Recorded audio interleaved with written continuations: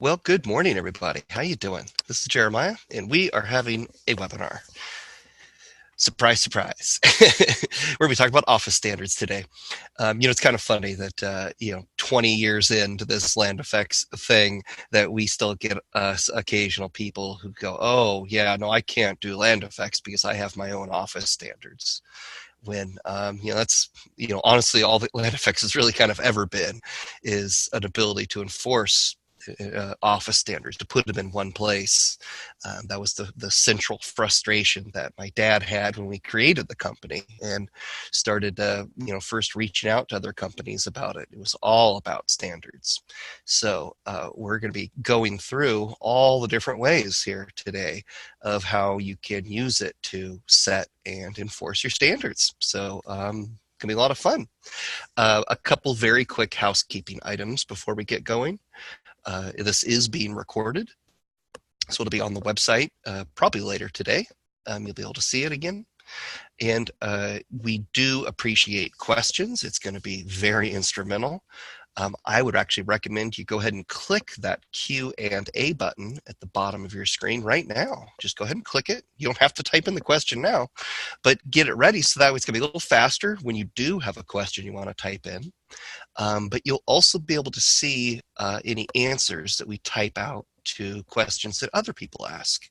So it's just a great little companion while you're watching the webinar.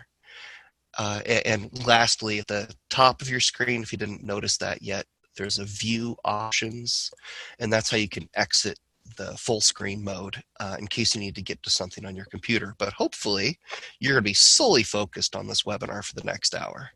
So that's all I have to say. Strap on in. Hey, Jake, let's take them away. I am so excited about this, Jer. Thank you for that intro. As you guys can see, we are going to be talking about matching office standards. And this is me. We don't need to stay on that page because we have way too much to cover. This is part 3 of our little three webinar series here. Just a recap. And I'm going to just leave this on here momentarily if you wanted to pause so that you can refresh what went on in the first 2 webinars. But essentially, we've gone through from install to what it is to taking a tour of some of the ribbons to get familiar with that. And we are on to actually customizing things. But before we really get into the customizing, I wanted to touch bases on what a standard actually is, really how land effects helps manage those standards. It's not about locking you into new standards, about being able to have a place to enforce, like Jared said, those standards. But further than that, getting into the actual tangible files of what we call source files, where those exist, how to modify those. We're going to touch on a few tools that you do have available for mass editing changes and for how you can save and customize that content. And then we're going to talk about being able to change the future and the past. What I really mean by that is just changing if you've done a project and it's with your old standards, and kind of just having an understanding of when you are making those changes, how to really affect past things versus moving forward. So the very first question, what is a standard? So I asked around, we did some research. I asked a really good friend of mine, Spidey, you know him as Spider-Man, and he really gave me a good insight. With great power comes great flexibility, actually, is what the real phrase is in this standard sense. So that's what we're trying to enforce here. It's not supposed to be overwhelming or anything like that. It should give you the flexibility that you need to not only work within your own firm, but within other people as well. But if we're going to go back to what CAD defines it as, is it's really defining a set of common properties. And they really set it from a layers, textiles, line types, and dimension styles for what you can set as a standard. And that's really as far as they go. But as you and I both know, we have other stuff, right? What about the blocks, the templates that we use, the naming structure, the colors, just everything about your workflow and what you produce should be able to be set in a manageable standard set. So I wanted to just sort of take a step back, and as we are talking about standards just in general, and this could be coming up, in the line of talking within the office and saying, okay, we do need to update how we're doing things, especially if you're just new to land effects and being able to adopt some of the land effects functionalities and stuff, and now you're looking at those standards. These are just sort of some of those things to ask, and these big bullet points is sort of the what's and the whys, and really trying to defend and weed out those, we'll call them non-standards. But if you're getting any of these answers, whatever we want for that project, that's just what we're given from a standard perspective, or that's just how we've been doing it. That's how they taught us. We have to do it that way. All of these kind of answers really aren't good excuses. They're more excuses than actual defending that standard. But it could be getting down to the nitty gritty of just asking why until we find an example of why that standard is in place. And if we can get a true answer about why that standard is in place, then we know how to easily address it. So a really common one is, about layers or about the block name. Why do you have to do that? And if the answer is anywhere in the realm of we need to be able to, that's what we use to count them and do any additional routines and stuff like that. Well, that's when, where land effects is stepping in. We're providing more of a data side of things to be able to capture that stuff while setting more of a set standard that's flexible across the board. What makes a good standard? So in our mind, especially here at Land Effects, we have a few goals in mind, and that's from legibility to how easily you're able to get through things, not only just get through things, but from an accuracy standpoint and the revision time. Like all of these things really play to the standard itself. So is it easy to learn? Can you hire a new person and have them pick up and continue with those standards, or are they the ones that are kind of that bottleneck of, it's hard, you got to do it this way, and then they mess up, and and it just sort of snowballs. So really that learning curve in general. And then adaptability. So things are always going to be changing, whether it's working with certain firms, different municipalities. They have, again, quote unquote, their own standards. And if they are requiring you to match their standards, how are you able to adjust your workflow to, suffice their needs? So a good way to think of it is just like a mission statement. Your mission statement as a firm, as an office, as a sole practitioner is you've got something that you're trying to achieve with that statement. The same thing should apply with standards. Give your standards a quote unquote mission statement. What would that be? And then again, trying to make sure that you don't compromise any of those goals as you are setting up that standard.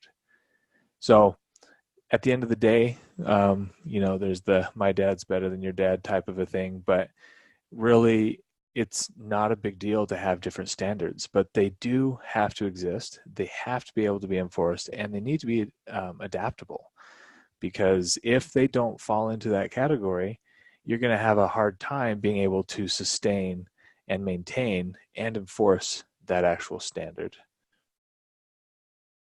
So when it comes to setting the standard, there should be a discussion with the firm creating some type of checklist with all the different things that you are going to need from a standard perspective and a workflow perspective. And in the recording of this, we're definitely going to link to these, but we have a few helper guides, documentation pages that go through a lot of how to define your standards and how and where to save those standards into Land Effects. So just as a backup to this video itself, there's definitely some more resources online for that. But again, here's just a few things to think about as you are setting those up. So the main question is, well, how can Land Effects actually help?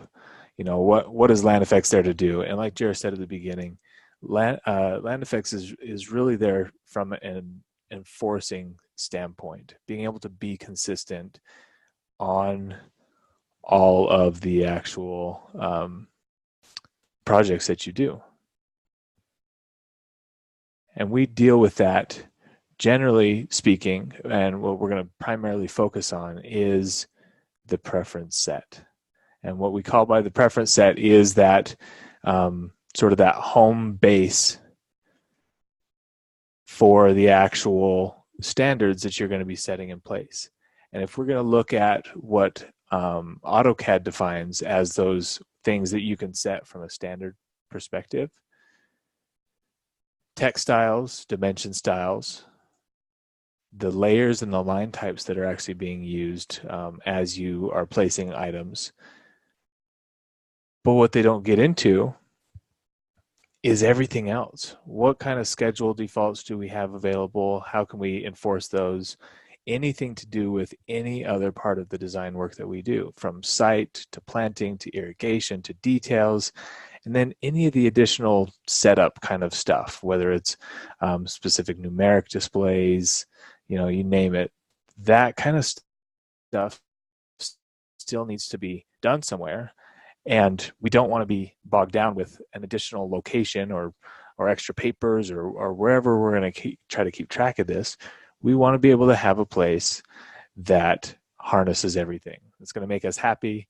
It's going to, again, enforce when something starts from a project perspective that everybody's on the same page. So giving us that flexibility. So with this in mind, and I think we are right on schedule with still not having very much time to go over everything else that we're going to do. Do we have any questions up to this point, Jer? No, we're good so far. All right. So let's get over to CAD, and this might look familiar to some people. This might be more messy or less messy than your standards. Maybe your standards has everything to do with finding every possible conceivable option from what to place and the blocks to be used. And to be honest, this is actually something that I used, you know, we'll call it growing up, from a standard place to pull from that actually, you know, was shared across the offices so that we didn't have to recreate stuff. This was sort of the standard, but there are so many things wrong with this in general from a starting point. To call this a template is definitely a little generous. So, you know, if this is the way that your office is set up, don't be embarrassed by it. Don't be shunned away from it, because, you know, this is what we're trying to clean up and streamline and help and show that the stuff that you're using still is CAD, essentially CAD based stuff, right? It's all blocks, it's all line work. We just have to be able to put it in a more manageable spot. So from stepping away from CAD for a second and being able to come over to our Land Effects folder, I wanted to kind of just start out from a understanding where things are, where they land within Land Effects as you're using it within CAD, what's happening on the back end. And land effects, you're going to have a land effects folder. And again, going from the first webinar of the installation types, obviously this is going to be sort of where your office has set the land effects folder to be installed, whether it's on your server or on a single computer. This is going to be where things sort of happen. Now, from an admin perspective, what I want to make sure that we understand too is it's very important to have a place that you can pull from when we start to set up an office standards that you can refer back to and update so that you have a running sort of current status of what your standards are. And just as a small example, we sort of refer this to as the CAD standards binder, something that you could print out and have in the office to be able to see and flip through and discuss all of the different options of what you're using, from the blocks that are being used to the hatches, to the font styles, to your dimension styles. Anything and everything should have a place that you can open up and make those changes. So being able to have somewhat of a structure to where you could go into one of these areas to make the changes necessary for whether it's your actual CAD template itself, to then how your dim styles are even set up. So this might be a very simple drawing. It might not have really anything in it, but what it's going to do is going to give us the flexibility to see what is actually defined in this drawing, make modifications to our actual style. So maybe these are the simple changes that we're doing to our style. We've updated our standard. We can save this drawing, and we know that this is now kind of that latest and greatest of what we've decided to have. Past this, Land Effects has places for all of these things to go, so that you don't have to have every swinging possible size of dim style defined in your drawing, but it's a very clean. So from a template standpoint, we have a lot of resources and a lot of power tips and other webinars that go over fully how to save your dim styles in. But I'm going to just show you briefly how that actually functions in relation to your preference set. So if we're going to kind of take a step back and understand, we should have an understanding that the things we set up in our project, and when we talk about a project, we're talking about data at this point. And we all know that every drawing that we start, every design that we start, it starts with a Land Effects project assigned to it as well, or you would assign a Land Effects project. And that's from a data perspective. The preference set is somewhat of we'll call it the global overall arching standard that gets applied. It's not project specific. So when we're talking about making changes to this preference set, we need to understand that when you make changes to the preference set, you are changing it globally for everybody. So the fact of the matter is, we need to make sure and have this discussion as a firm from the standpoint that once we set this, these should not be changing. And if they are changing, we need to ask why. And if they are changing because it's a simple, well, this client needs different font styles or different font sizes, or the layers need to be different for this client, or the schedules need to look a little bit different for that client, then we have the flexibility here. We have our default preference set, but we have the ability to set different preference sets up for different cases. And it's, again, this is not project by project based. This is, I have a specific client, so across the board, projects for that client have a consistent difference in layers.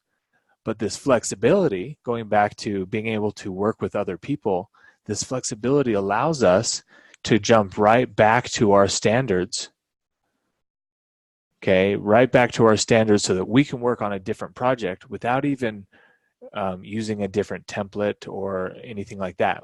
Our setup is all the same, but the preference set and the styles and the dim styles that we're going to pull into this drawing all then adjust based on what preference set is active. So it makes it very nice. You don't have to adjust your default preference set for a different client and then try to change it back, because again, those changes happen across the board for anyone who's using that preference set. So it's manageable and it's flexible enough to work on different styles of projects at the same time without hurting the integrity of your actual main standards there. Now, from a manage standpoint, if we were to click manage, and this is again a discussion for your team, if there's only one person that should be in modifying and updating these, maybe it's the CAD manager. There are security protocols that you could put in place to sort of lock that down. Obviously used at the proper discretion for when that is the case. But the other thing that is probably the most important as we set these standards and as they come to fruition and we finally get them set is you back that up. You back up your preferences as the default, as what you set it as. And as you back that preference set up into your CAD sort of standard location, if something happens to them, you now have a clean backup that you can just load up and simply move forward with things. There's no resetting things up. It's already ready for you to go. So we definitely kind of encourage the setting and backing up of your preference set to your own location. But we also have, in the data side of things, if you're backing up your projects through Land Effects, there is a time-stamped backup of all of your stuff that you can pull back from too. And I've done this for my own benefit from let's load up my defaults, and I'm going to back those defaults right up to Land Effects, and I'm going to name it default preferences so that I have it even here. So multiple places, definitely going to ease the burden if something ever does go awry. So from that kind of tangent, I wanted to now show how we integrate the preferences or the defaults for this dim style really quick. So a dim style is a pretty common one to want to be custom look for the feel that you're doing for your plans. And that feel can change from site to details.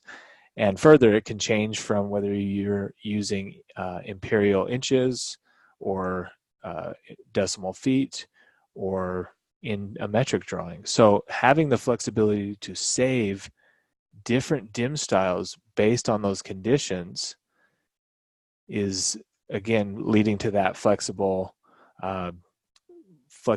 thing from a preference perspective and how you're trying to do stuff. So you can see that the system does not have anything saved for any of these different options here.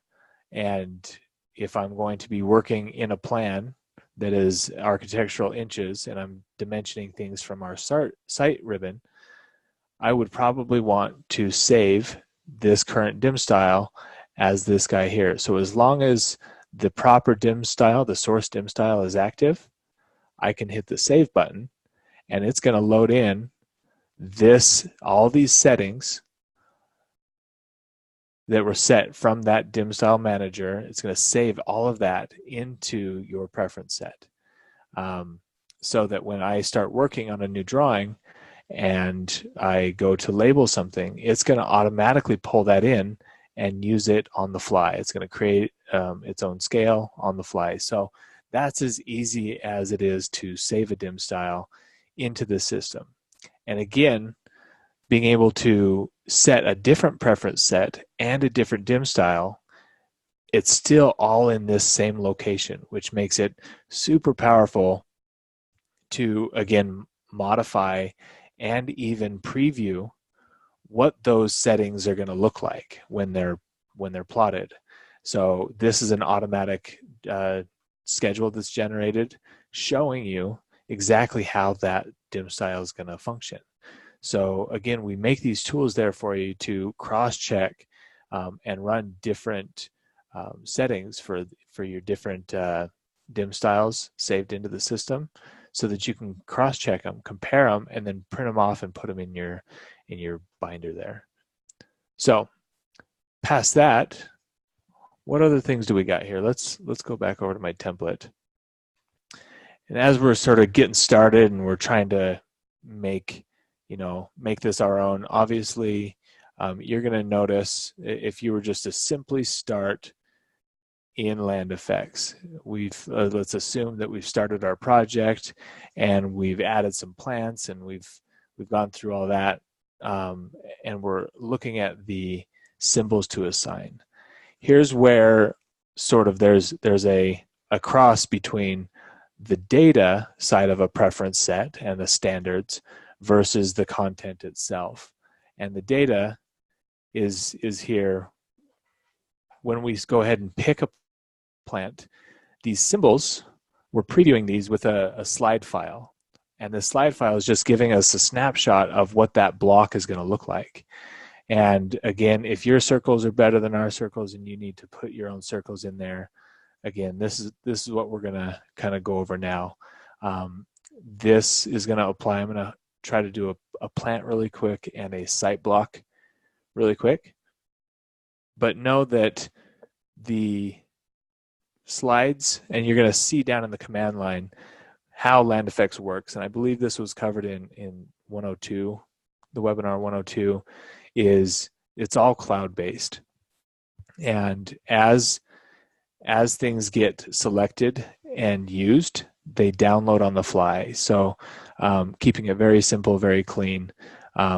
So what you see in your folders, your Land Effects folders, might be a little bit different than what you're seeing on mine. But here's what's really happening is Land Effects is saving, from a block perspective, everything in the blocks folder. And we're going to go into our graphics and into our planting and into our trees. And this path is essentially the same path as you're seeing here on the screen. And so when I see, the simple evergreen deciduous lists, this is what it's looking at. So right here on the back end, in any of these given folders, I can go ahead and I can add, if I wanted to, a new folder. And I can call this one, let's just call it 01. And we've left spaces here so that you can put your standard or your default deals here. So we'll go ahead and put Office Standards just like that. Now there's nothing in it. This is completely empty. But we're going to go ahead and we'll cancel out of there just so that we can get back so that it refreshes. So you can see now Office Standard is an option. So it's that easy to be able to make your own here. Just know that changing any of these won't sort of make a difference because ours download and on the fly and will always be there.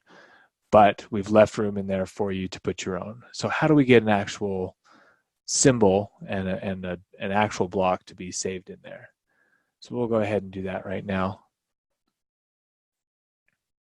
And we'll just pick one of these guys here.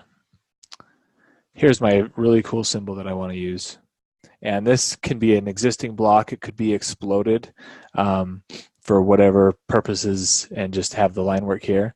But we have a few different tools to be able to save your blocks in there. From a plant perspective, under our planting preference section, we have a save plant block option here. The same goes to our site tab. We have under blocks, we have a save block tool here. The only difference is the system knows to save it into a more general spot versus into the plant location specifically. So as soon as I click save block, it's gonna you're gonna follow your prompts. And if I got an existing block, I'll just right click and I'll pick it, and it's going to kick me over to that planting section, just where we went before. So blocks, graphics, planting, and I can go and I can pick, this is going to be a tree, and I can put it into my office standard. And again, being able to understand that now from a data perspective and trying to organize it perspective, we don't need to be specific with it being a conifer or a specific actual pine or whatever kind of tree you want this block to be. It is definitely recommended, and our sort of methodology is that it should have some type of numbering sequence for the type that it is, and we can kind of look at that if we go into here, that there's a prefix so that you can identify your blocks separately than other things if that's what you need to kind of filter by. But it has a path to it. It's very easy to read of what this kind of block is and where it landed. And the same thing goes to any of these guys here. So we can keep with this kind of methodology, and when things get added, more symbols get added, that kind of stuff, then we have room to grow without being sort of limiting ourselves to it being a specific already taken name or trying to come up with some kind of abbreviated symbol name type of a thing. It's very generic at this point, because again, the data is going to come into play in a little bit, which is going to then be able to assign and keep things separate for each other. So I can technically keep something like that. I'll just keep that here, but we'll say we'll just say this. We're going to say okay to that. And obviously, if that block's definition is there, we can update it, but I really don't care. So then we're here. This dialog box is going to give us a little bit more flexibility here. And whether this tree is manually scaled as I insert it, if it adheres to a specific scale, somewhat like an annotative methodology here, or if it is what it is, meaning it's one-to-one, it's going to be the size that I define it as. And that's what I'm going to do for a plant. Really, any kind of object that is a set size, you're going to want to have that way. But further, we can set a rotation to it if we want to, but I also don't want that. We're going to go ahead and say okay, and it's done. So if I were to come over to my working drawing and I've got everything set up, it's as easy as editing this guy, going to our symbols, and now you can see here's that tree 001 that we actually created. The slide actually looks really good. Everything's fine. I'm going to go ahead and assign him. And here's where now the difference from a standard, I know that this plant itself gets a specific symbol width. It's all managed here from a data perspective. I don't have to worry about having a certain set of symbols be representative of a 10-foot shrub. I can use this shrub at any point, and it can be any size, and it'll adhere to it. So that's where now we've eased the burden of how you've initially had to insert and try to scale and have proper, because the system's going to do it for you. So we'll say okay to that. And then from here, it's just going to be as easy as placing it in here. So we'll go ahead and let that load up.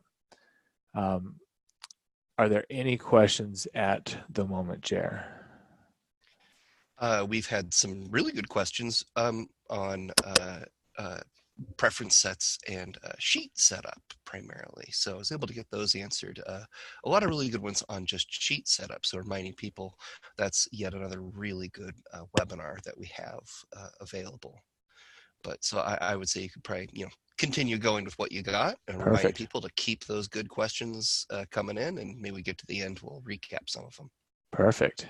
Okay, so you can see here that this automatically now is inserting that tree that we just saved. I didn't have to resize it. I didn't have to do anything because it is doing all of that again for us on the data side of things. So once we get our our structure here, and this has been mentioned in previous webinars, is we can now save this project and these plants that we're using as a template, which now goes to kind of tying and bridging the gap of I've got a standard and I know I always use these types of plants.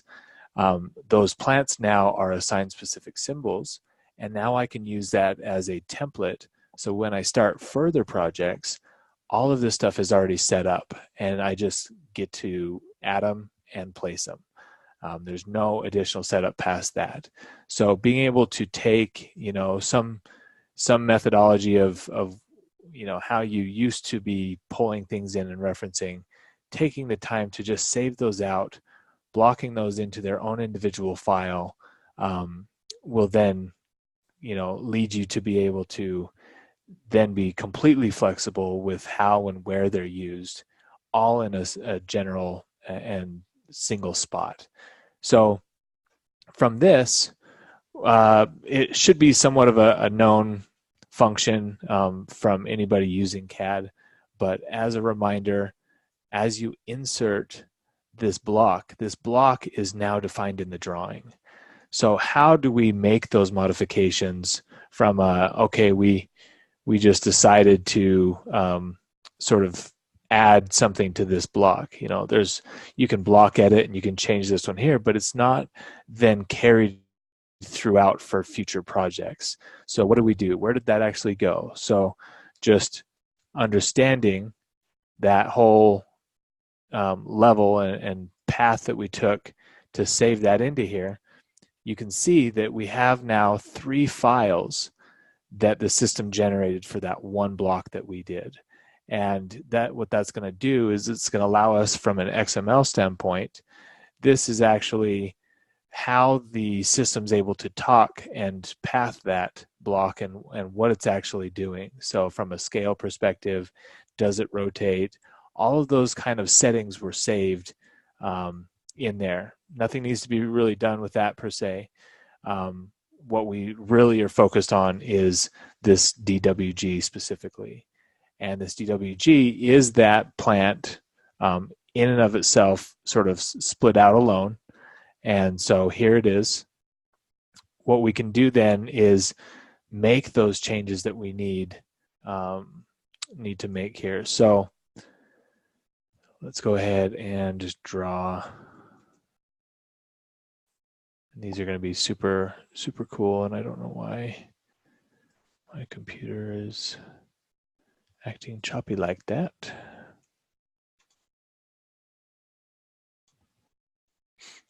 We'll go ahead and just drop in 2 lines. So this is our new block, right?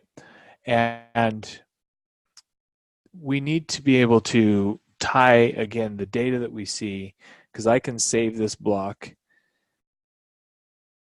and close him out, and next time I place him, in a new drawing, this is what it's going to look like, but the preview slide isn't.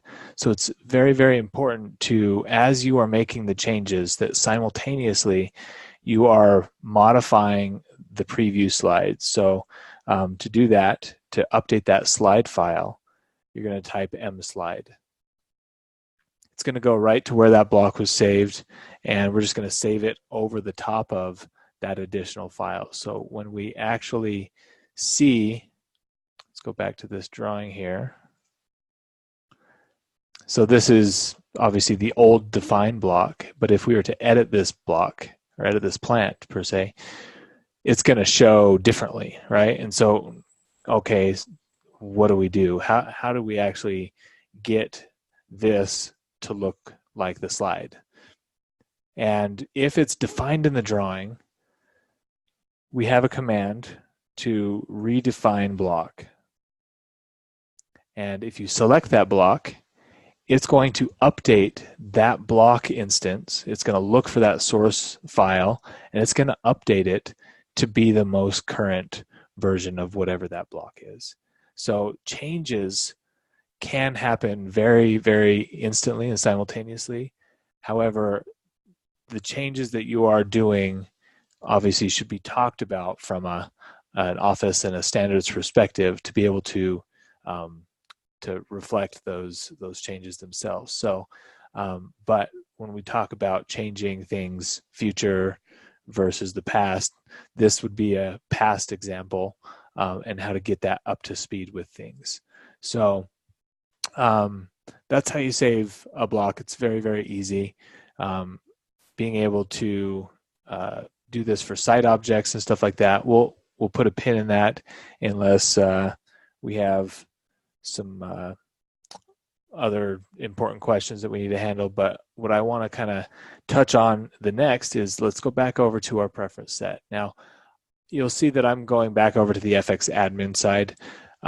You'll notice that on any one of your ribbons, the preference set option for that specific division is there on each one of the tabs on the ribbon. But on the FX admin, this is the home base for all of them. So essentially they go to the same dialog box. It's just at which tab it opens up on. So we're going to open up our generals here, and I want to sort of touch on textiles.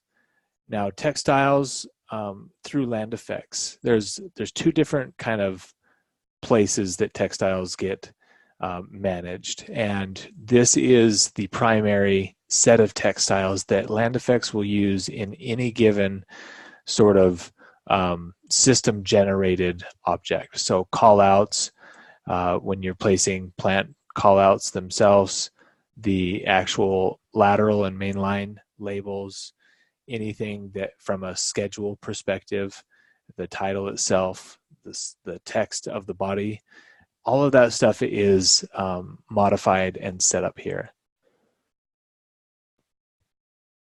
The fonts that you get to choose from, again, are pulling just from the CAD side of things in your Windows installation of fonts. So the choices, being able to add new and search stuff, again, is all kind of just based on your available fonts.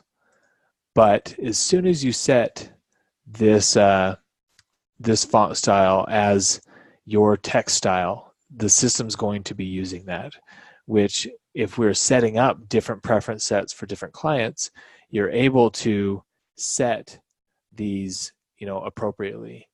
And if I'm going to change the plant callout one, for example, to say my office standard, the system, and you've placed stuff already in the plan, of course, the system's going to go and redefine those textiles for you, which makes it very, very nice and very easy to update and see those changes on the fly. So the textiles are all here.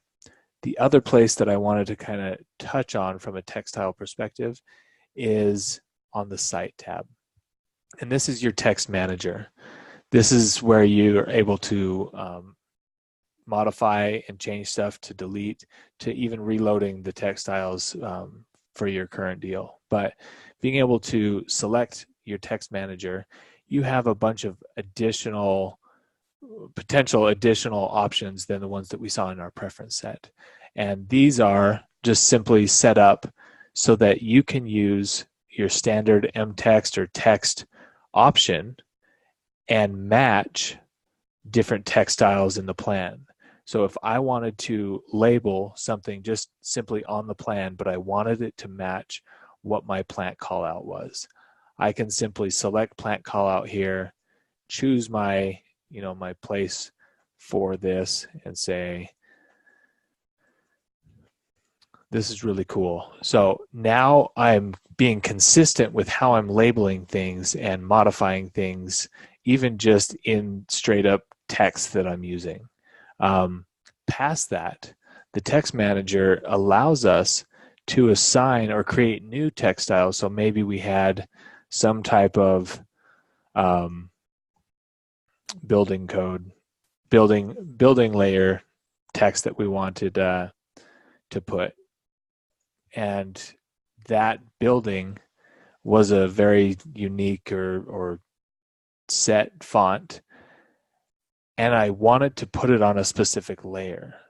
Here you can actually point the font when you use this textile to be on a specific layer. So it could be that this is the landscape building, let's just say. Let's get rid of the U. And we'll say mtext. Oh, I forgot to set the point font size. That's great. Thank you.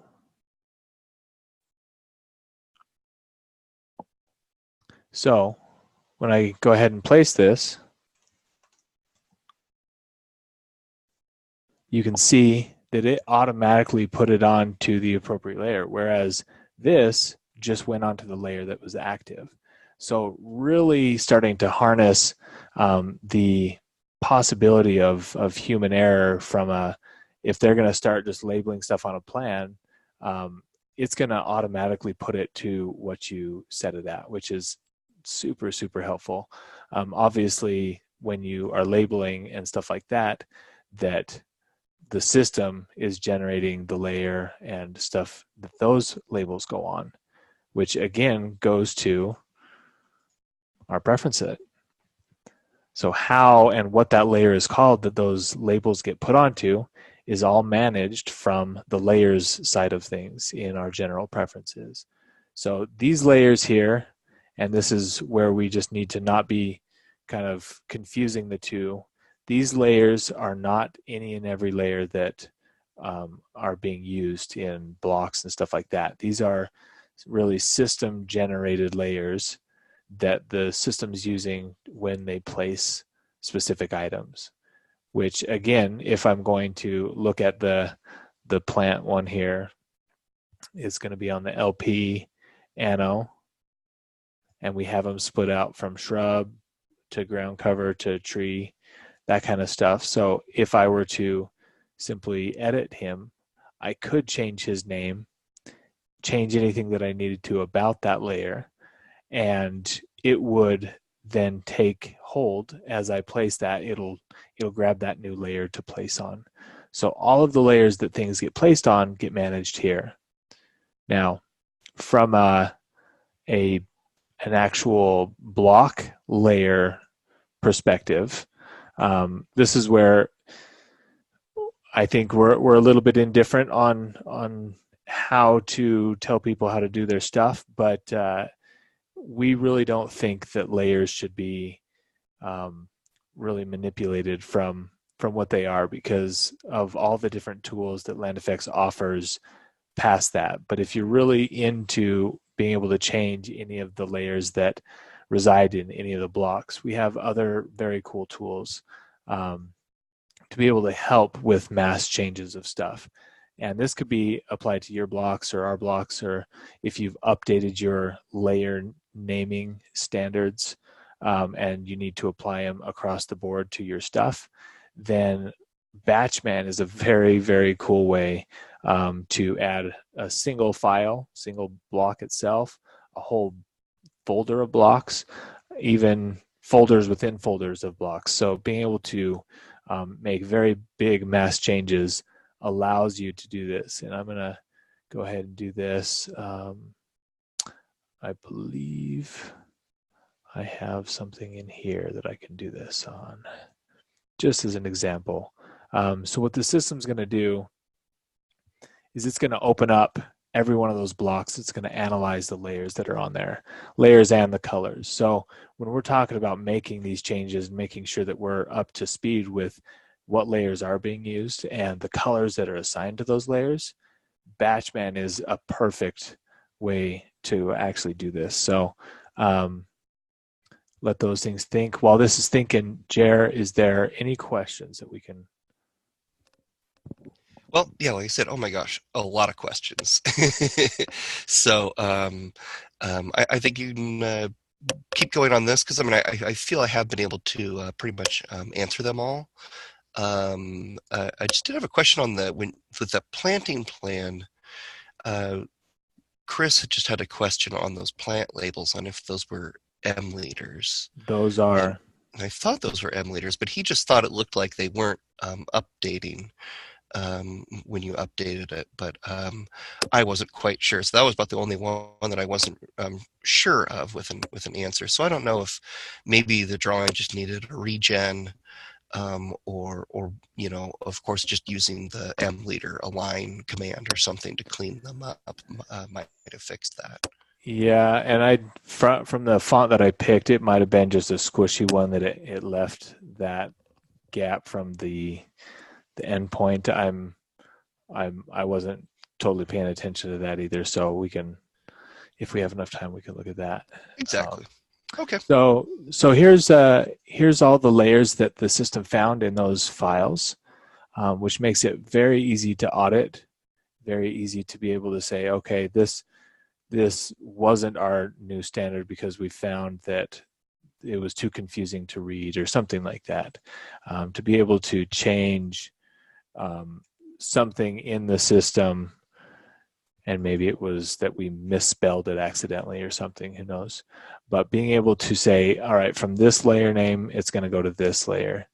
And the color that we decided to choose for that, because um, maybe we updated our stuff and now the thicknesses were different or something like that, we can now set differently. And the system's going to be able to read those and make the changes on the fly to all of those files. So very, very cool and quick tools to use there. We'll go ahead and open up that other drawing here, and I'm just going to do this guy here. Now, when it comes to our template itself and really what should be shown here, we have a great power tip that just got released on how to make changes to that and cleaning up that template in general. But we have some other tools to be able to use. And from a layers perspective, I think that's probably one of the bigger things that people are always concerned about, is they don't want to have to sit there and go through and create every one of these layers every time. And we agree, you shouldn't have to. But we also agree that you shouldn't have every swinging layer name defined in a blank drawing, because you might not even use them. So how do we get around that? Well, that's with our load and our save layer states. To be able to start a new drawing completely blank and to be able to bring in the layers that we need is the ultimate goal. It's the most flexible, which means that we have the sort of the power to and adaptability to bring in exactly what we need for that exact project. So I shouldn't say that, I should load it. So something like this, where I need to start a project, and this project is going to be maybe it's our base plan, and this base plan, we need a certain set of site elements and site layers and stuff like that. We're going to go ahead and load, and this is my computer is being a little slow right now, but we're going to bring in some of this stuff. So maybe it's all of our site-based stuff that we want. Nothing looked like it changed, but if you go over to your layers, this is what it populated. It populated with the proper colors and the proper, we decided that this is going to be our default to turn on layer type of a thing, and go from there. So what's really nice about that, though, is if you were to take the time and get rid of or do the, let's say, do the list that you really wanted to have as a part of that, you can use that save layer states button and put it into where you wanted it. Maybe it was into templates, and this is our site base. So now, if I were to accidentally purge this drawing without using one of those, we obviously know that those layers are going to go bye-bye. And if we go ahead and load that layer state and go to our templates, you're going to see we have site base here. We just load it up, and here they are. So a very, very quick way to get back up and running for stuff. If you're working consistently with a different firm, they have a set of layers that you're required to use. Call it Caltrans, call it any other municipality. Load those up into a blank drawing, save that layer state as that specific client, and you're going to be off, just off to a great start, being able to just load that layer state up and already have it. And you can insert that into any file. So now you're not worried about carrying over, unnecessary things. It's all there for you. So, past that, and we're getting close to the end here. So I wanted to go over one more thing. If you guys have any other things that you are thinking about customizing or want to know to customize, definitely let me know. We could go on for days for sure. But what we're going to do is we're going to open up our hatches, because this is one that I feel strongly about, and it's one thing that is probably one of the harder things to try to stay consistent with. But being able to have a default place that stores your hatches from an office perspective, and this is our hatch patterns file that we always suggest, especially in our documentation, to pull from and use from a keeping things standard and what you've got going on in the actual office itself. But to be able to see in a snapshot of all your different hatches and swatches of different patterns that are saved into the system should land in a document. And we've been going through and updating and creating even new stuff here. So being able to create a new site hatch, let's even take, I guess we'll take this one here. We're going to get rid of this one because I actually don't have that pattern file. And that's the tricky thing about some of this stuff, is that you might need to, investigate if you actually have the true pattern files, because hatches is a whole thing. But if you're simply wanting to take this and maybe it just wasn't the right scale that you wanted it, you wanted two different versions, one to read in a bigger instance and one to read in a smaller, to be able to make the change to the scale itself. Let's change it to 0.3. Oh, invalid input. Okay, there it goes. Maybe that one as well. I don't know why it's not doing it. Why, Jared, can you tell me why that's not? Oh, I was not looking. What happened there? I can't change the scale. It's grayed out. Oh. Which doesn't make sense to me. I don't know. Let's try one of these. Oh, that one works. I don't know why those are grayed out. So let's just take this one, for example, then. And we decided that we needed it to be just a little bit bigger for one of our ground cover hatches or something like that. To be able to use in our hatch section a save hatch button, be able to click on a hatch and put it into the respective place, giving it a name. We'll go ahead and just say custom 01. And you can see it's the same kind of methodology here as saving that block, being able to see what it is, the scale that it's set to, what rotation, all this stuff is going. I can then even set specific layers for this specific hatch to go onto, which makes it, again, really nice that you don't need to worry about that after the fact. So that was as easy as it was.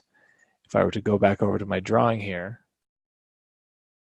and go to our hatches, I believe I saved that into site, and I think I did it as a custom one.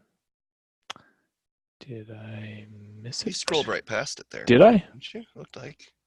Maybe.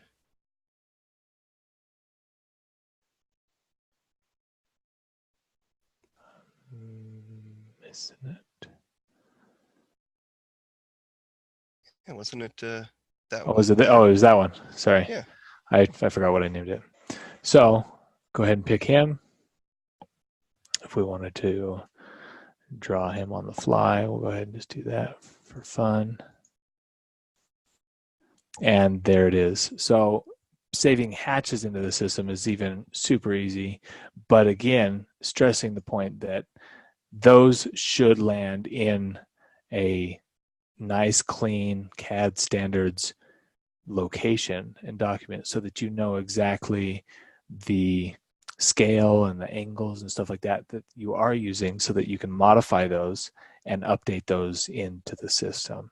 So across the board, we have this flexibility to go into one place to make those modifications and then uh, adjust as needed. So I know we are out of time. I know the other whole topic that we could go over is CTB files and color line weights and all that kind of stuff. And I'll just tell you this: we have great documentation from a color worksheet to the pens worksheet to understand what colors that we use and what line weights those are.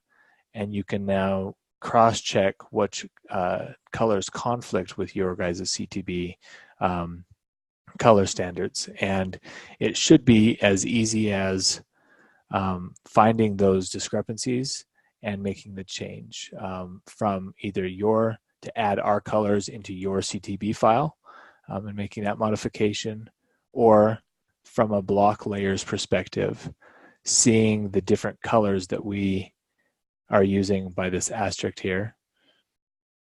And if you are using color 15 for something that is aside from the thickness that we are using it for, being able to edit that and change that color to whatever color you want it to be. And every time that the system's going to insert a block that uses color 15, it'll automatically convert it to this color 160 that conforms to your CTB file. But past that, we recommend don't even touching our colors if they don't interfere with yours, because you can just simply add our colors to your CTB file and call it a day. So it should be that easy to make those changes, and that's where you actually handle that. So past that, us here at the office, here at Land Effects, definitely are welcome to any questions that you guys have after this. If you give us a call, send us an email, we're happy to point you in the right direction for customizing your guys' stuff. Is there anything else, Jer? Well, I think that covers it. Just wishing everyone a great weekend. All right, thanks, guys.